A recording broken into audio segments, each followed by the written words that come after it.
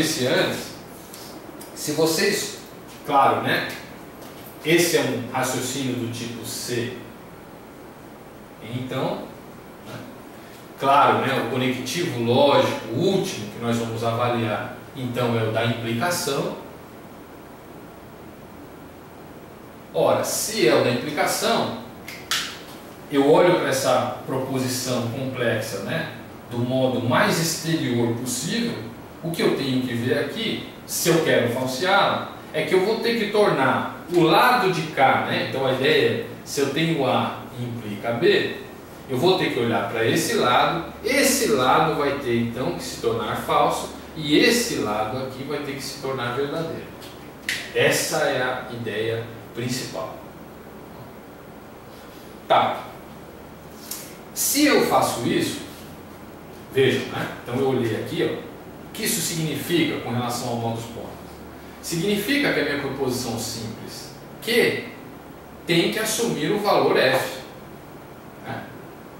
Certo? Não importa o que eu tenho que fazer aqui no antecedente, esse consequente, que é Q, terá que ser falso. Então depois eu vou analisar essa proposição complexa aqui em separado, mais internamente. Mas por enquanto, eu sei que esse bloco tem que ser verdadeiro e esse bloco tem que ser falso. Nesse caso, como o Q está isolado, Q tem que ser falso. Então, de saída, eu já sei que Q tem que ser F. Acho que esse é o primeiro raciocínio. Ora, se Q tem que ser F, isso significa que uma parte dessa proposição complexa que está aqui já recebeu valor. O Q tem um valor F. Certo? Se Q tem valor F agora, né, eu acabei de determinar, então eu já sei uma outra coisa. Eu sei que a proposição complexa que vai englobar essa daqui, né, que é essa daqui, tem que ter um valor V. Claro, né, como se trata de uma conjunção, eu venho aqui, dou uma olhada na conjunção, né, na conjunção só a... Opa, está invertido aqui. Desculpa. A conjunção está aqui, na verdade. Eu troquei aqui. Na verdade, a conjunção está aqui.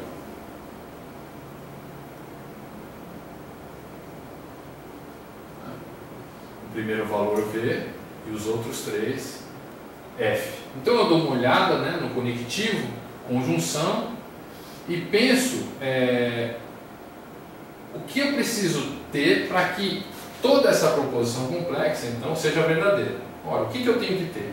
Eu tenho que ter, né, só existe um caso dela ser verdadeira, eu tenho que ter aquelas que a compõem com o valor verdadeiro. Ou seja, eu tenho que ter essa parte verdadeira, né, e essa parte também verdadeira, né, que é isso que está aqui. Essa parte verdadeira e essa parte verdadeira.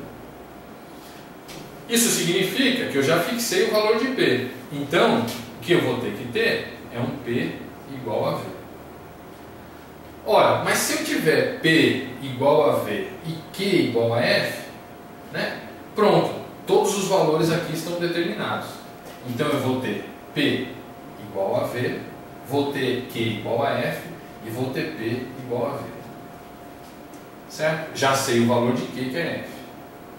Tudo bem, encontrados esses valores, então, ora, o que vai acontecer? O que vai acontecer é que se eu tenho VF e o conectivo lógico é a implicação, o valor resultante vai ser F. 1. E como eu sei que P é V, que está aqui, né? Nós sabemos que a conjunção entre F e V é F. Então eu não consegui, né?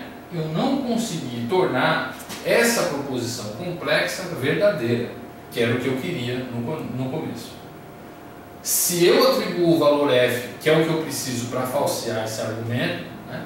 Se eu atribuo o valor F, eu não consigo tornar a proposição antecedente falsa, verdadeira. Se eu não consigo torná-la verdadeira, significa que esse argumento é impossível de ser falseado. Então ele é um argumento válido. né? É uma proposição complexa tautológica. Está aí uma maneira, né? Uma nova técnica de você saber se o argumento é válido ou não. Fosse essa uma proposição complexa grande, agora eu procederia à dedução, porque agora eu tenho garantido, né? Tenho garantido, mesmo sem fazer a tabela de verdade, que esse é um argumento válido, é uma proposição complexa tautológica.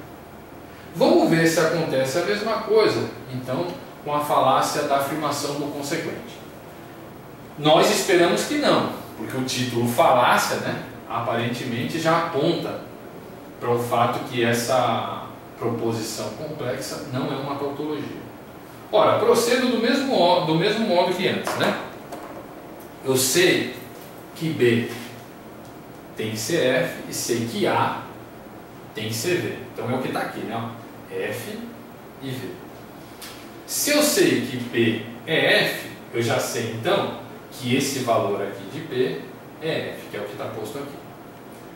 Tá, como eu quero que isso tudo se torne verdadeiro, eu já sei então que o meu Q vai ter que ser verdadeiro, porque essa conjunção tem que ser verdadeira aqui e isso tudo tem que ser verdadeiro aqui. Então eu tenho que P é F e Q é V.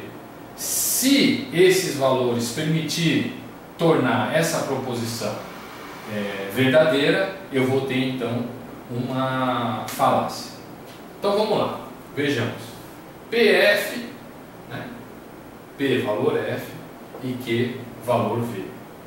Ora, F implica V, nós sabemos que vai assumir o valor de verdade. Vou botar aqui, né? Então esse trecho vai se tornar verdadeiro se P for F e se Q for V. Então está aqui, verdadeiro.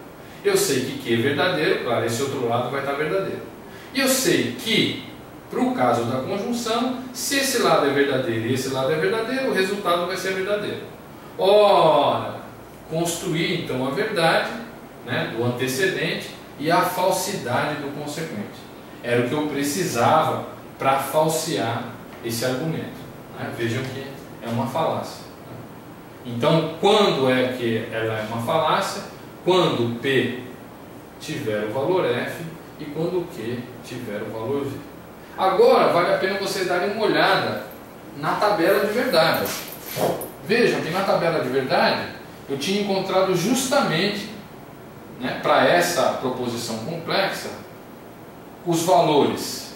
Né? Quando as proposições simples P e Q fossem F e fossem V, né, a combinação desses valores me resultaria em falso. Então vejam que eu olhei primeiro para a posição complexa lá e depois cheguei a esses valores, né? O contrário da tabela. Na tabela primeiro a gente tem esses valores, depois aplicando os conectivos eu encontro então o valor F. É como se lá eu só olhasse para essa linha. Então eu economizo o trabalho de fazer as outras três linhas. Essa que é a ideia da economia.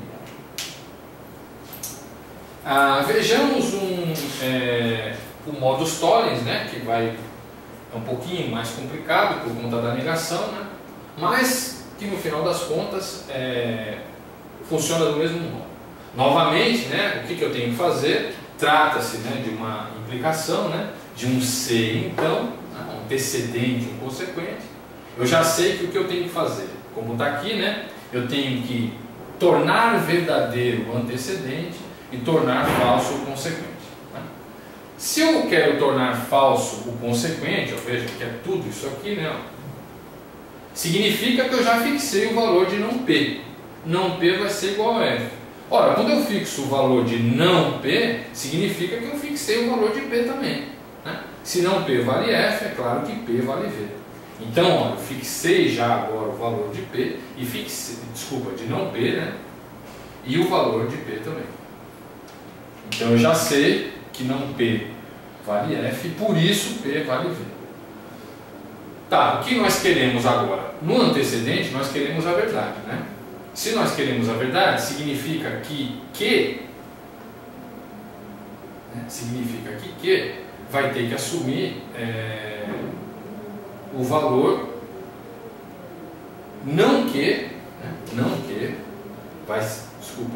Q vai ser igual a V.